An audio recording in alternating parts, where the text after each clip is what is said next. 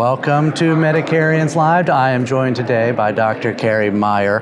It is so nice to have you, Dr. Carrie Meyer with Amplifon Hearing Health Care. That's correct, thank you. And I think, we've done a lot of interviews. I don't know that I've ever had one with a classically trained musician. Well, okay. I call myself a rank amateur. Well, I suspect that a lot of people know about Amplifon, but for those that don't, can you tell us a little bit about the company and your journey to joining them? Absolutely. So Amplifon Hearing Health Care is the third-party administrator of hearing benefits for health plans. We actually are the experts in hearing health care, so we partner with our health plan partners to create formularies, to administer the benefits. We do billing and claims. We have a highly trained call center to support members as well as our providers. We support a network of over 5,600 credentialed providers as well. As for myself, I'm a doctor of audiology. I've practiced clinically for over 32 years. I've done everything from testing tiny little babies. I have fit hearing aids on 100-year-old World War II vets, and I have an area of expertise in balance dysfunction. Now, you talked about being an administrator. Do you also make the products as well?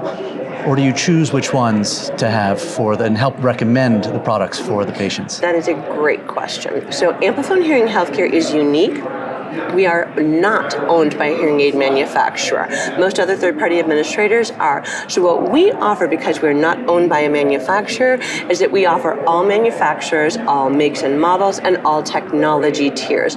What this does is it allows our providers more independence to truly select that hearing aid that is most appropriate for the patient, for their physical needs, and of course for their budget.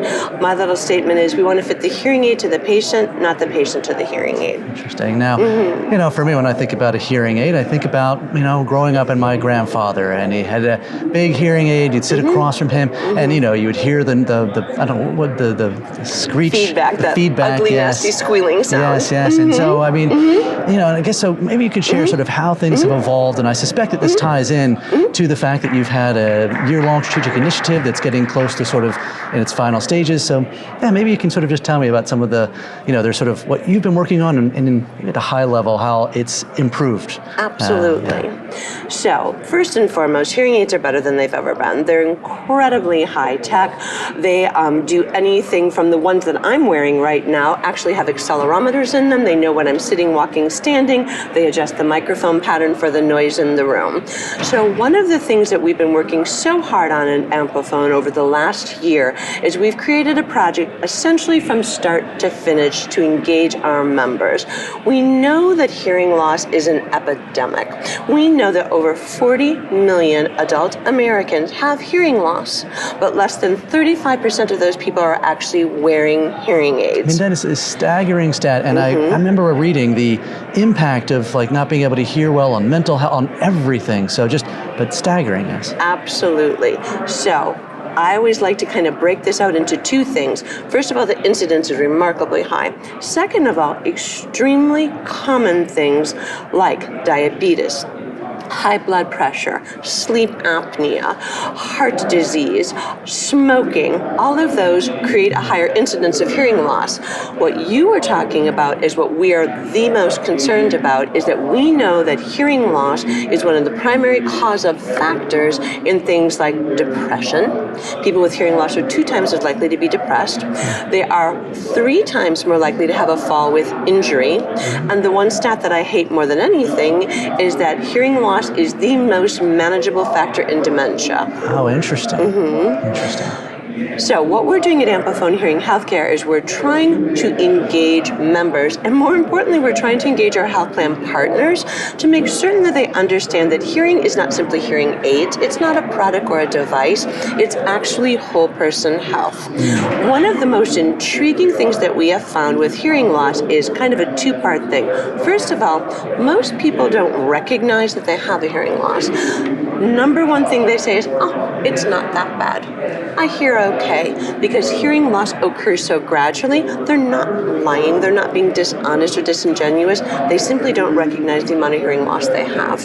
The second thing that we've discovered is what they need is a compelling hearing test. You need to show me that I have a hearing loss. So the first part of our project is we've created something that actually was initially researched and produced by the World Health Organization. It's a simple little test. I always do my little hands like this for an app that goes on your phone. You don't need any special earphones, whatever you've got. So you're not going into the booth with the big things next to you? Which can be scary and intimidating, right? Can make you think, oh, I'm old, there's something wrong with me. Instead, in the privacy of your own home, we have this app that's very simple. Pop those earphones in, but the difference that we have, there's a ton of online hearing tests. There's apps for hearing loss. We do it with a trained care professional. Wow. So we have someone help that patient set it up, go through it, and then review the results, talk about the impact that hearing loss can have, and then offer to connect them to one of our credential providers. So that additional support and that engagement to encourage them to get over that anxiety and fear.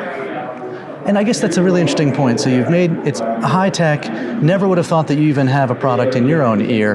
And clearly, like you said, there's not just a whole health issue, but there's people that don't recognize it. And we've all sat with people do this, and maybe they know, but there's some sort of fear. So how do we help people, get over that initial impression of, no, I don't want to admit I have a problem, or I don't want to look funny. It sounds like so. I'm sure you guys think about that all the time to try to get that 35% stat up. We need to move that up, absolutely, because hearing aids are the primary treatment option for 90% of hearing loss.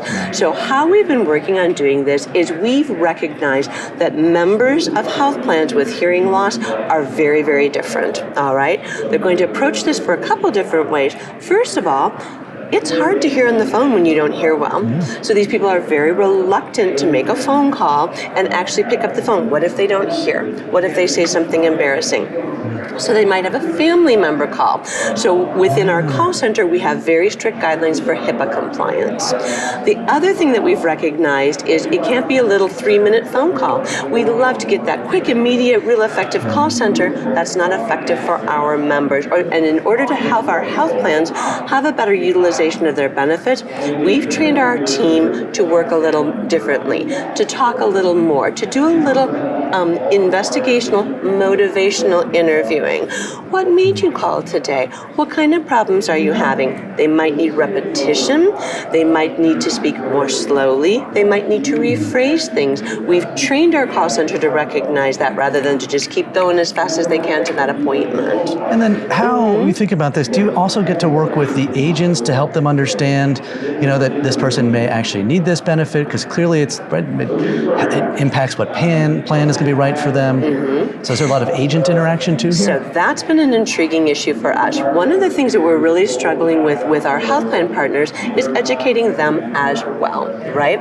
Again, we tend to focus so much on the device, we forget about that whole person health. So we're working really hard to create educational materials for everybody, for members, for providers, for our health plans. We have a marketing team that actually pairs with our health plan partners to get this information out to the members, to make it more effective, a little bit more plug and play. We don't have to have you be the expert. We are the experts, and we'll help you kind of build that out in a better and more effective way. That's fantastic, fantastic. Well, I think the odds are pretty high for a lot of us that we might need it. I think this, certainly, I will look back on this and say, okay, don't be afraid. And thank you so much. Don't be scared. You're very Thank welcome. Dr. Meyer. Thank Appreciate you so taking much the time for with us having today me. on Medicarians Live. Thank you.